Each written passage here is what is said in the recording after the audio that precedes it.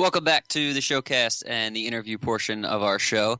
I'm excited about this week's guest because she appears on one of the best shows running right now. She's been known for her role in the dramedy Holidaysburg, but now you can catch her as Simone Gerhardt on the FX drama Fargo, which airs Mondays at 10 o'clock on FX. Like I said, welcome to the show, Rachel Keller. Thank you. How you doing? I'm really good. Thank you for having me. Oh, of course. The pleasure is always ours. So your character, just getting into the interview here, Simone, she hasn't been featured too prominently.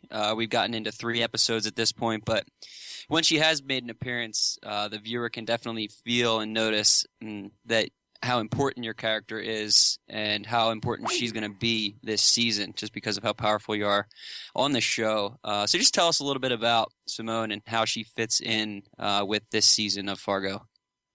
Yeah, I mean, you're so on it. That's so right. Yeah, she's sort of I've been saying she's sort of a domino effect. She's like one little domino that helps, all the other ones fall. I don't think, I don't think she quite knows what she's doing until it's a little too late. As a teenager, none of us know what we're doing. And under these circumstances, she's very much in over her head. Yeah, for sure. And yeah. And you mentioned that she is a teenager. So I mean, I guess there was a little bit. You're somewhere around 18, 19 as a teenager, and your Dodd's daughter. Is that right? Right. I'm Dodd's daughter, and she's 19. And she's definitely looking for some independence. Yeah. And you can see that as it unspirals. Yeah. The last scene in the 3rd episode that we just watched was pretty powerful for sure. I guess the one Jeffrey. Yeah, exactly. Yeah. And I guess technically this is season 2 of Fargo, but it kind of might as well be 2 separate shows. I guess it kind of has that small common thread to it, but it's pretty much a whole different story, and certainly the cast is different. And that doesn't always work looking at you, True Detective, but the Fargo certainly has done a nice job so far. So how have the fans of the first season and even fans of the movie as well, how have they responded to season 2 so far for you? Yeah, I think I agree. It's a totally different world, and yet you're using the same wonderful microcosm of the Minnesota culture. I think if they're true fans, they're excited because just like the Coen brothers, you kind of trust. At least I have trusted kind of where Noah will lead the audience and lead us. So with his writing and the way that they're shooting it, and just how creative and how awesome and fun it is.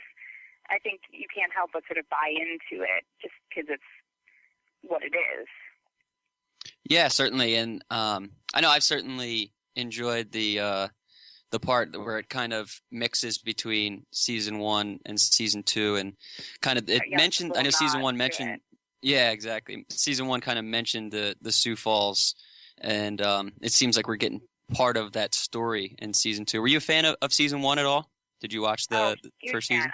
I hadn't watched it in entirety yet, but once I met with Noah and Warren, I had watched the whole thing at that point and was sort of in rapture. I was just kind of stunned the whole time, oh my God, is this really happening? And I think audiences are kind of have allowed these kind of anthology type television shows to really succeed because they're really interested and invested in these characters, and if we're trusting them to go along with us, then it can really kind of do well, be a big success.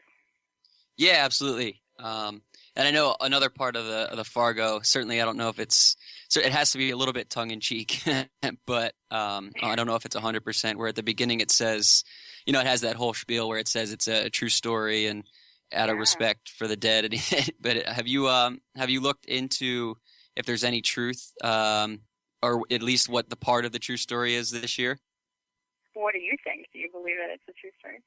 I think it's kind of. I believed that the movie was a true story, but I think that was because that was the first thing I saw, and then once it kind of was the common thread for season 1 and season 2, I was like, this is kind of a little bit out there. I don't know if there's this many true coincidental. stories coming out of that area. I don't want to be the one to break your heart. It's not. None of it's true. None of it's true. I feel like I'm the one telling you that Santa doesn't exist, but no, it's a genius story, device that the Coen brothers used, and Noah's talked about it before. What it allows the audience to do is that even in odd, interesting, violent, strange moments, you go back to that and go, well, it's true. Like, I believe it already. And it's amazing what people will kind of go along with if you tell them that it was a true story. I feel bad exactly. right now. Yeah, well, yeah, you mean, you kind of should. I'm sorry. Like you mentioned with the Santa Claus thing, that's not exactly. I'm so sorry. I'm so sorry. Oh, it's too much. No, it's kind of, there are certain parts of it that are a little bit hard to believe, certainly when we get into the back of a butcher shop and things like that, just kind of alluding without giving anything away. But there certainly is parts where you're kind of out there and you're like, wow, all this really happened. So it is definitely difficult at that point. Well, no one has talked about if there was an anthology. He had imagined if there was like a big book titled like The Crime in the Midwest, and these were all sort of chapters in that big crime book. I love that. I love that idea that there are crimes and there were Midwestern crimes that happened, but we're just kind of opening the book on different chapters of when they happened. Yeah. That's. I think I saw like a small thing where it mentioned, because there have been allusions to like a UFO part, and I think I read a little bit of that is true, as far as the Sioux Falls goes. But that's kind of like it feels like more of a backstory rather than the main story type of thing. I think that was definitely something that happened in the 70s too. People were sort of wondering about the UFOs and their existence. Yeah, for sure. And then just getting back to the actual cast of the show, were they a big decider for you in taking the role, even if it's only, I'm assuming that there'll be like the other shows where it's only for one season, but was the cast kind of a big decider? Because it certainly is a star-studded cast throughout the season. I didn't know anyone. I didn't know anyone that was going to be in the show when I said yes to the role. I didn't know anyone. And then they started announcing people, and I got delirious with giddiness. No, I didn't know, but partly because I am new to Los Angeles and new to this part of the industry. I graduated from Carnegie Mellon last May of 2014, and I got the role like 3 or 4 months later. So it was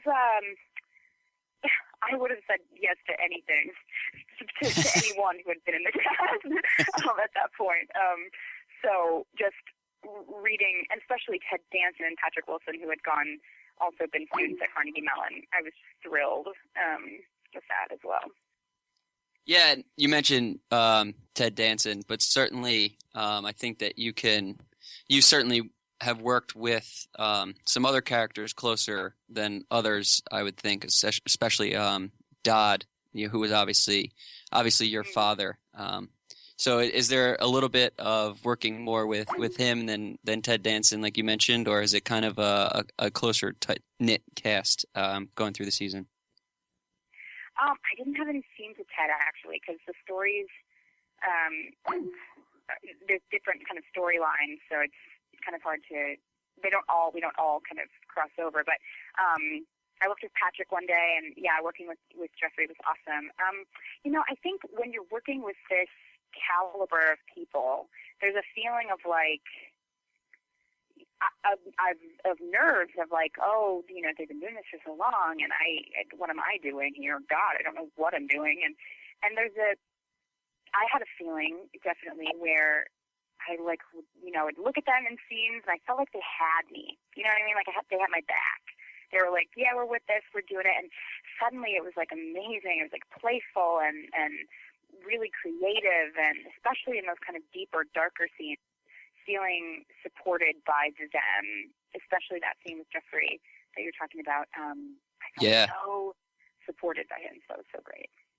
Yeah, I mean that's a really powerful, and it's a great scene. Like you're really, like I mentioned, you're not in it that much so far, but you're really good in what you're in, and that scene was certainly powerful, and it's kind of like an oh shit type of moment where Yeah, you didn't really yeah. expect it to come along, and then it just comes, I and know. it's really a powerful moment. And then Cool. like you mentioned, you are kind of the newbie on board in comparison to another cast member. Just off the top of my head is Kirsten Dunst. Obviously, she's done a little bit more Yeah. too. And you mentioned that you just graduated essentially from Carnegie Mellon. Yep. So is there I'm looking for a good story that you can give us about kind of a learning experience that you've gotten while working with this big cast and being supported by all these people. I'm looking for just a good story about your first role really on kind of a critically acclaimed type of series or movie. I don't think I could have I don't think I could have dreamed of a better job. I've been joking that I'm in grad school. I'm learning about this business in a way that I never thought I would. Yeah. You know, you're in Calgary, so we're not really doing much, but we went bowling a few times or like playing darts or something, and Kirsten and I were talking. We were the worst at playing darts, so we got teamed together because they put the worst people together. So I don't know how I feel about that, but we did lose, but we did it gracefully and happily. I remember talking to her when we were leaving, and she said something like along the lines of like, just be you and do your thing. And it sounds so cliche, and she's gonna hate that I'm saying it, but I was like struck by that. I was like, okay, I will do that. Because she's been doing this for so long. And my other favorite moment was I was at dinner with Ted and another cast member, Kier, and we were talking about like our dogs and like just silly stuff. And then in the middle of it, Ted just goes, "Are you just so excited?" And before I could answer, he was like, "Because I'm so excited." And it was like this moment where he was like, "I'm so grateful to have this job, and what a beautiful thing we're doing." And I was struck by his gratitude. I was like, okay, like no matter what, like this is awesome stuff that we're doing, you know? Yeah, for sure. And it was good to be reminded of that. Yeah, I mean the movie, the first season, they were very successful, and like we've already mentioned a few times, the cast in this one coming in is just so big. And I don't know when the last time I saw the movie, and I missed out on the first season, but luckily, because it's that mini series type of feel to it, I started watching this season and didn't really need to see much of the first season. And I'm a little bit behind. Like I think so. There's only been 3 episodes. I'm at like halfway through the first or the second one, but it's such a cool show. I mean, because it's serious, but it's funny at the same time, and it's interesting to hear everybody with that Yooper accent in this kind of thing. Was it weird doing the Yooper accent in like a somewhat serious meaning? Because like normally when people do it, they're like making fun of somebody up there. Right. Well, I grew up in Minnesota, so. Oh, okay.